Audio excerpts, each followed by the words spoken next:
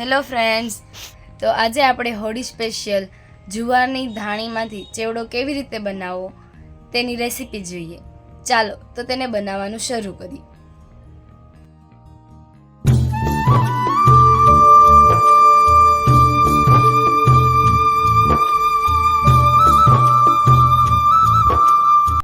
તો ચાલો તો આપણે જોઈ લઈએ તેમાં શું શું જોઈએ. તેના માટે મેં ધાણી લઈ લીધી છે, એક બાઉલ ભરીને 100 ગ્રામ ધાણી છે, 50 ગ્રામ ગાંઠિયા છે, તેલ લઈ લીધું છે,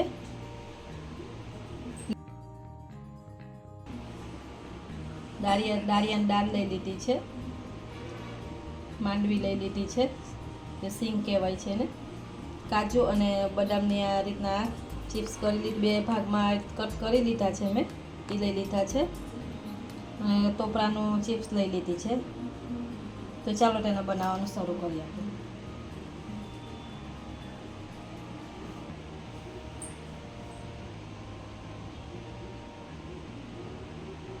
કઢાઈ ગરમ કરી લીધી છે, તેમાં આપણે ધાણી લઈ લેશું. જુવારની ધાણી છે એને આપણે ડ્રાય રોસ્ટ કરવાની છે. 2 મિનિટ માટે ડ્રાય રોસ્ટ કરી લેશું. આ રીતના આ કરવું બહુ જરૂરી છે, જેથી કરીને આપણી ધાણી એકદમ સરસ કરકરી થાય. જો તમારે ત્યાં તડકો આવતો હોય તમે તડકામાં મૂકી શકો છો તેને, તો તમારે આ નહીં કરવાનું. તો 2 મિનિટ થઈ ગઈ છે, આપણે ધાણી થઈ ગઈ છે ડ્રાય રોસ્ટ. આપણે આમ કરીને ચેક કરી લેવાનું કે ખાઈને જોઈ લેવાનું. આ રીતના એકદમ સરસ અવાજ આવે છે.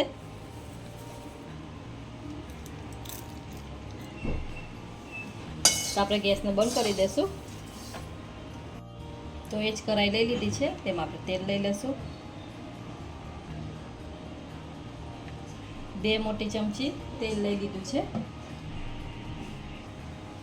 તેલ આપણું ગરમ થઈ ગયું છે, તો આપણે સિંગ એમાં લઈ લેશું. નાની એક વાટકી સિંગ લીધી છે, એને લઈ લેશું આપણે. એકદમ સરસ ફૂટી જાય આપણી સિંગ ત્યાં સુધી આપણે એને તળી દઈશું તેમાં. તો આપણી સિંગ તળાઈ ગઈ છે, તમે જોઈ શકો છો. એનો કલર થોડોક ચેન્જ થઈ ગયો છે. આનાથી વધારે કલર એનો ચેન્જ નથી કરવાનો, નહીં તો એ બળી જશે ને સ્વાદ એનો કરવો લાગશે. ને દાળિયાની દાળ લઈ લીધી છે, અડધી નાની એવી વાટકી, એને લઈ લઈશું આપણે. ચાનો સ્વાદ એ બહુ સરસ આવે છે આ ધાણીમાં. આ રીતના તમે આ હોળી ઉપર વઘારીને કરજો. જો ધાણી તો બધાના ઘરમાં આવતી હોય છે હોળી ઉપર, પણ આ રીતના તમે ચેવડો બનાવીને ખાશો તો બહુ સરસ લાગે છે. તો આને આપણે થોડોક કલર ચેન્જ થાય ત્યાં સુધી આપણે સાતરી લઈશું. તો દાળે આપણે જો કલર થોડોક ચેન્જ થઈ ગયો છે, એને બહુ બરવા નથી દેવાની, એને થઈ ગયું છે. કોપરું લઈ લેવાનું છે. કોપરાની આ રીતના ચિપ્સ કરી લીધી છે મેં, સૂકું કોપરું છે એને લઈ લેશું. એને થોડુંક આપણે કલર થોડોક ચેન્જ થાય ત્યાં સુધી સાતરી લેશું. તો આપણું કોપરાનો કલર ચેન્જ થઈ ગયો છે, સતરાઈ ગયું છે. હવે કાજુ અને બદામના જે 2 ટુકડા કરીને રાખ્યા હતા એને લઈ લેશું.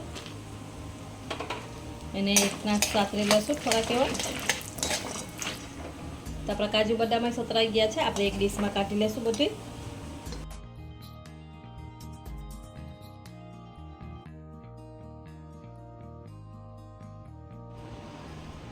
તો આપણે એ જ તેલમાં અડધી ચમચી હિંગ લઈ લેવાની છે, એને લઈ લેશું.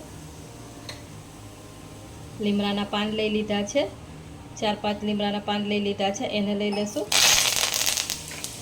એને થોડાક ક્રિસ્પી થાય ત્યાં સુધી થવા દેશું. હળદર લઈ લેવાની છે, અડધી ચમચી. આમાં હળદર બધા મસાલામાં કરી લેવાથી એકદમ સરસ એનો કલર આવે છે. ગેસ આપણે ધીરો જ રાખવાનો છે, ફૂલ નથી કરવાનો. સ્વાદ પ્રમાણે મીઠું લઈ લેશું. મીઠું આમાં જ લઈ લેશું. જો ધાણીમાં મીઠું હોય છે એટલે મીઠું નાખવામાં થોડુંક ધ્યાન રાખવાનું. હવે આપણે એમાં ધાણી લઈ લેશું. એકદમ સરસ લાગે છે જો આ ચેવડો. એકદમ બધું મિક્સ કરી દઈશું આપણે. તો મેં મિક્સ કરી લીધું છે. આ ઉપર થોડુંક મરચું લઈ લેશું. લાલ મરચું પાવડર લઈ લીધું છે, અડધી ચમચી જેટલું.